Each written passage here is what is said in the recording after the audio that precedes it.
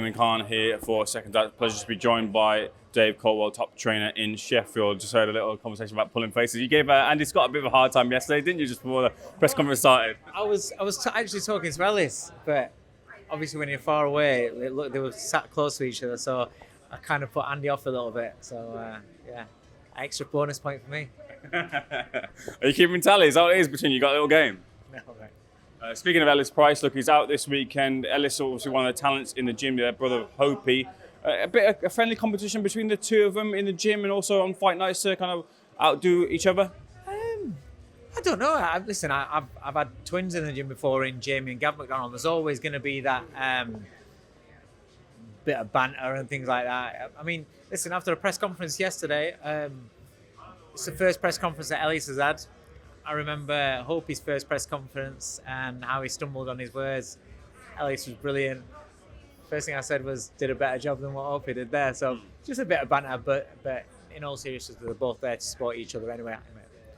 Both there to support each other. What would you describe his style like, and particularly in the gym? What have you told him to make sure that he replicates what he does in the gym on fight night? Fundamentals are key.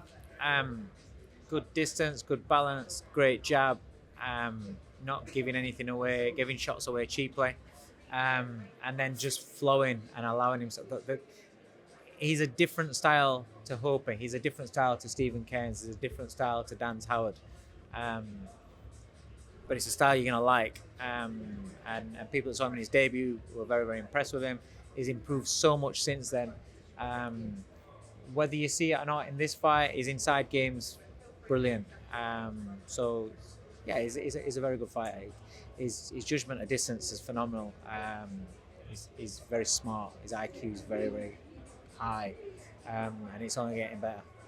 To get an update then on all the fighters in your stable, starting off with Hope Price as well too. Obviously it wasn't a great year for him out of the ring, but hopefully get him back out in the ring this year. Yeah, it's been the most frustrating. I mean, it's frustrating for me, but for him, it's been torturous. He's back punching. That hasn't been the problem for the last few months. The problem was that because the bone was taken out to fuse with the hand, it affected the mobility of his hip, which then he had problems with his ankle. So we've had to have hip, ankle mobility at work and things like that in order for him to get his movements and get everything back firing how it used to be. Now he's there. He just started a bit of in-house sparring before Christmas. He's not been punched in the head or had any punches coming towards him for a long, long time. So he's just started back, and then he got a chest infection over Christmas. So he had a pretty shitty Christmas because the plan was for him to come in with Ellis over Christmas and train throughout. But such is life. But he's been back in this week, and so we're getting there. We're looking at end of March, early April to get Hopi back out. But yeah, it's been frustrating. But I'd rather it happen at this stage of his career. He's 24 years old, so he's still a baby. He's still got, there's people that turn pro later. He's had 12 fights. He's had good fights already.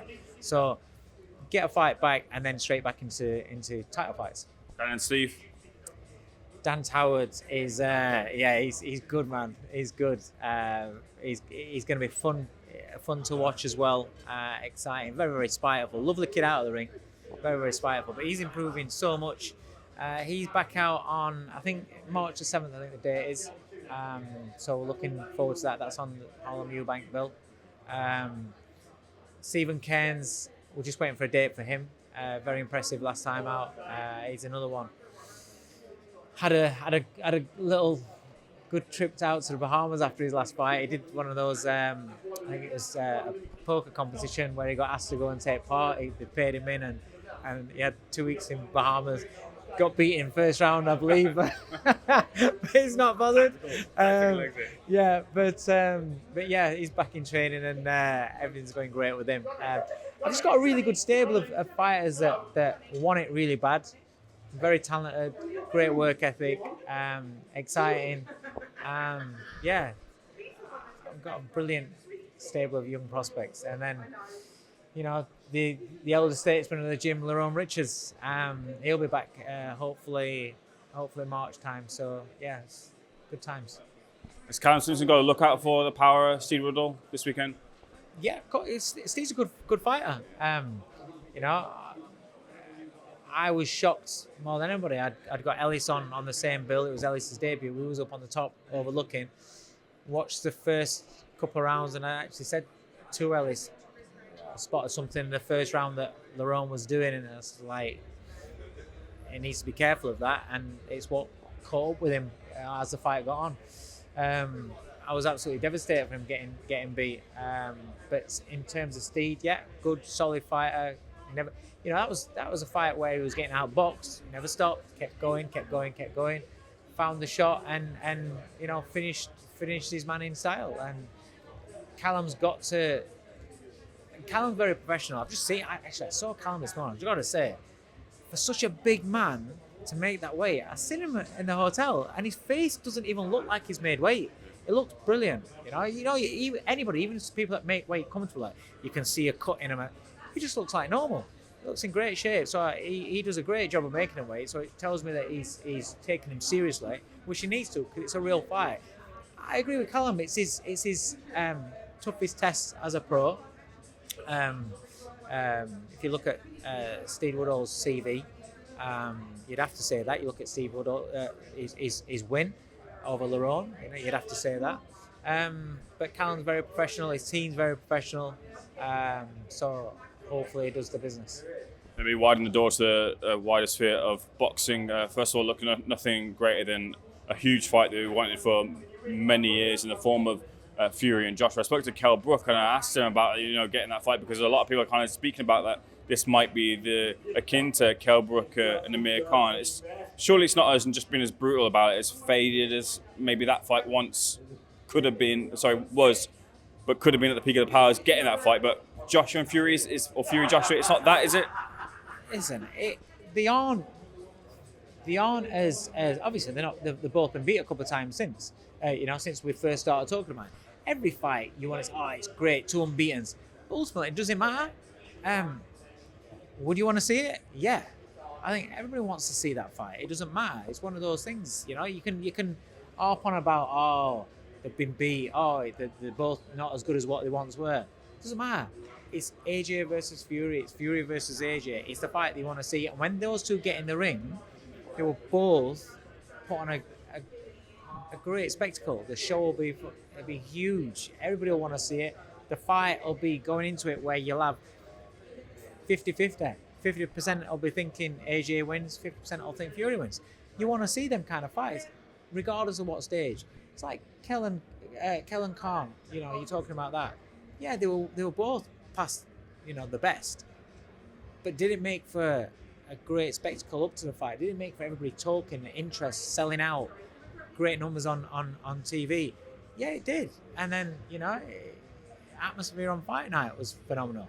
So, yes, you can wish that things had happened beforehand, but once they haven't, get on with it, get it done, because I'd rather see 2 fighters that aren't quite perhaps at the peak, 2 fighters that might have a loss on the record go against each other, and you get to see the fight in that moment, rather than Calzaghe Froch, where it never happened, and then you're always going to have that question. At least get it, you don't get me wrong, whoever wins, there'll still be that element of, yeah, but at the peak, who would have won? Will still be that, but at least you're taking away part of it. How do you think a fighter of Fury's stature will deal with knowing that they weren't the best of their generation? That's been now decided to Alexander Usyk. He's the one that's beaten the British heavyweights. He's become undisputed. Tyson Fury's had those fights where it's been championship fight, big fight. Joshua fight will still be a big fight, but it's not a title contention type of fight. What does that do to a fighter's mentality when for years they've been saying that they're the best fighter and would beat every fighter twice in a week, every day on a Sunday, whatever the phrase is? So in terms of stature of fight, just because a fight's a title fight doesn't make it potentially a bigger fight than a non-title fight. So AJ Fury now, is that not as big a fight as Fury against Dillian Whyte, Fury against Chisora?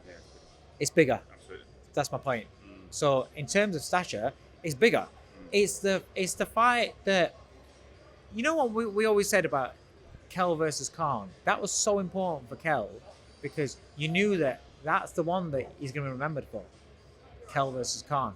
Forget about him beating Sean Porter. That's great in terms of boxing fans and people that understand boxing. That made you.